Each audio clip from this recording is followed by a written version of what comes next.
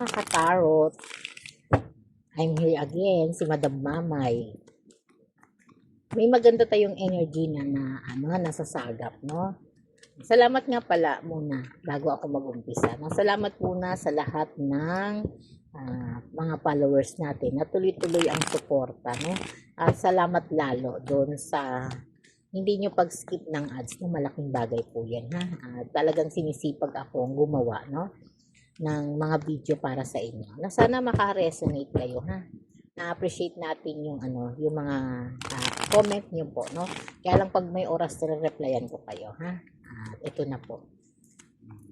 Salamat, salamat. Ito po yung parang no, parang magnobyo na nanghingi ng space, no.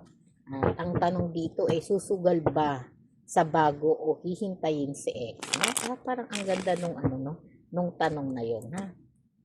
Susugal ba sa bago o hihintayin si ex, no? Ito yung nag-aalangan ka na kung anong desisyon ang gagawin mo, ha? Kung bibigyan ng chance si new person na nanliligaw o manliligaw, no? Manliligaw sa iyo o hihintayin ang past person mong nanghingi ng no, ng space sa iyo. Sino ba ang pipiliin mo, ha? Ito yung mga na to, no? Parang kasi si Pas parang na no, out of love, no? Kaya nanghingi ng space sa iyo, no? Pwede itong makaresonate sa all gender, ha? Kayo na lang maglagay sa sarili niyo kung ito'y para sa inyo, no? Welcome po to sa lahat ng gender, ha? Salamat po, no?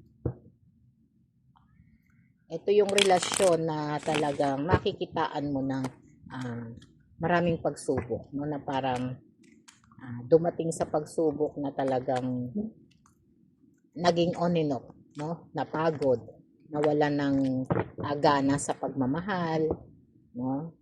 Yun yung si ex, no? Yun yung si ex mo na talagang sumakit din ang ulo, no? Sumakit ang ulo, sumakit ang puso sa ex. Na ngayon ay may dumarating na new person sa buhay na parang gusto mong sumugal, napapasukin si new person pero dahil nga nag-usap kayo ni ex, no, na space muna. Kaya hindi ka pa makasagot, ha? Kasi new person mo masipag, no? Manuyo o manuyo sa'yo o manligaw sa'yo, no? At yung iba naman masipag manuyo o sumuyo, ha? Salamat, salamat. Ito na po yung card mo, ha? Susugal ba sa bago o hihintayin si ex? Naku, yun yung ending, no? Yun yung ending na naranasan mo. Yun yung ending na sinasabi ko sa iyo na talagang dumating sa panahon na talagang napagod, na out of love, no? Na dumating sa panahon na parang nagkaroon ng tukso doon sa no, sarili sa pagitan niyo, no? Na parang ipinadlock na yung puso, no? Parang ayaw nang bigyan ulit, no, ng pagkakataon pagdating sa sa emosyon, no? At ito sinasabi pa rin, ha, na talagang ginawa mo naman ang lahat, no, pagdating dito sa ex-person mo. Parang ibinigay mo lahat ng kaya mong ibigay kahit nahihirapan ka, no? Pero hindi mo inaasahan na siya pa yung manghihingi ng space sa iyo, no? Kaya nung nanghingi siya ng space sa iyo, binigyan mo kahit hindi ka masaya, no? Kahit hindi ka masaya, kahit hindi mo gusto, no? Parang binigyan mo siya, no? Binigay mo sa kanya yung abot ng iyong pangunawa, no? Dahil gusto niya ng space kahit labag sa kalooban mo, pumayag ka, no? Kahit nasasaktan ka na yung paghihiwalay niyo na yun ay parang siya lang yung nag-decide, no? At hindi ka man lang niya binigyan ng pagkakataon na magbigay ng opinion dito sa sitwasyon ninyo, no, sa paghihiwalay niyo. Kaya wala kang nagawa, no, kundi tanggapin, no? Tanggapin. Kaya dahil doon, no, hindi naging masaya yung buhay mo, no, na lagi mong iniisip bakit siya nanghingi ng space, no, na samantalang lahat naman ng pangunawa ibinigay mo sa kanya, lahat ng pagmamahal, oras at panahon talaga ibinigay mo, no. Pero sinasabi nga dito sa Queen of Swords, no, na talagang sabi nga, no, parang hindi niya kayang i-appreciate, no, yung mga lahat ng ginagawa mo sa kanya, lahat ng effort mo kasi gusto niya siya nasusunod, no. gusto niya siya nasusunod at gusto niya talaga, no, parang siya yung bossy sa inyo, no. Sabi nga dito, no, napaka, ano niya, no, gusto niya yung parang nanlamig kasi siya ng sobra sa'yo, no, nawala ng pag-ibig, nawala ng inspirasyon, no, yun yung na out of love siya, no. At kaya nung nanghingi siya ng space, pinagbigyan mo siya, no.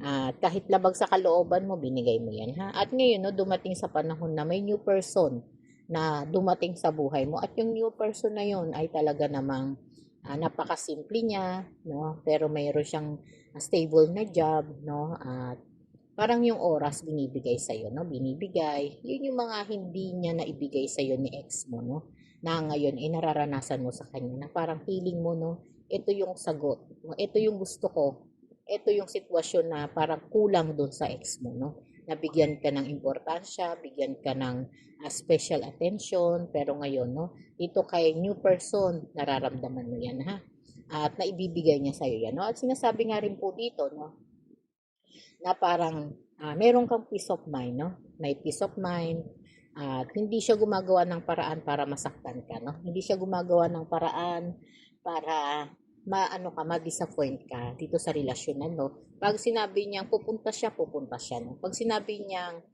i-date ka niya o magde-date kayo, andyan agad siya, no? Andyan na siya sa usapan niyo, ha? At kaya niyang tumupad doon sa usapan na yun, ha? Pero nag-aalangan ka, no, dahil andito sa Page of Swords, no, na talagang nag-aalangan ka, no, kaya sabi mo susugal ba sa bago o hihintayin si ex, no. Sinasabi rin po dito, no, na talagang sa ngayon nahihirapan kang mag-adjust, nahihirapan ka na magdesisyon, ha. Pero sabi ng baraha mo, ha, dito, no, sabi ng baraha, pagbigyan mo yung puso mo, ha. Four of Swords, no, sa Four of Swords saka Eight of Pentacles, judgment, no? Sabi po dito, ha, pagbigyan mo ang puso mo, no? Pagbigyan, total siya ang nanghingi ng space at hindi naman pwedeng habang buhay, hihintayin mo siya, ha? Sabi nga dito, no, na out of love siya, sabi niya sa'yo, ha? Yun yung mga bagay na parang nawala na lang. Yung iba dito, yung ibang emosyon, bigla na lang naglaho, ha? Kaya ngayon, no, need mo na, no? Need mo nang harapin yung bago, no? Na deserve mo naman yung pagmamahal na ibinibigay niya sa'yo, no? Kumbaga, huwag ka nang mabuhay sa past, ha? Total, matagal-tagal ka na rin namang naghintay sa kanya, binigyan mo siya ng pagkakataon na bumalik at balikan yung relasyon na meron kayo, no? Pero wala pong nangyari doon. At hanggang ngayon, nakapokus ka sa kanya, no? Sabi ng mga tanong mo, susugal ba ako sa bago o hihintayin si ex, no? Sabi dito, ha?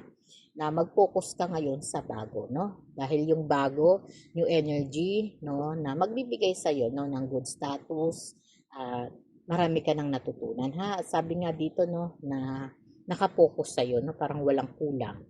Ikaw na lang ang kulang, no, para mabuo na, no? Mabuo na yung masayang relasyon, ha? Kaya sabi nga dito, no, sikapin mong mahalin. Sugturuan mo ang puso mong tanggapin si bago, ha? Si new person, no? At kung kaya nang kalimutan si ex, no, kalimutan mo na, ha. Yung renewal kasi kung darating yun, dumating na. Medyo matagal ka na naghintay at wala namang pagbabago, no. Walang naging refleksyon si ex mo sa iyo, no, at ito na yung dumadating na good karma, no. Parang natakpan na si ex sa buhay mo, ha. Kaya sumugal ka na sa bago mo, ha. Sa pagsugal mo sa bago mo, andyan na yung clarity, andyan na yung magandang sabi nga balance yung magiging emosyon ninyo sa isa't isa. Kaya wag matakot. Tanggapin, no? Tanggapin at sumugal ka sa bago, no? At wag mo nang hintayin si ex, ha? Kasi na out of love naman na siya sa iyo. Kaysa naman tumanda ka, no? Lumalagpas na sa date, no? Parang andun na yung marami nang nasayang sa panahon para sa iyo, ha? Good luck po, no, sa iyong mapipili. Okay, salamat po.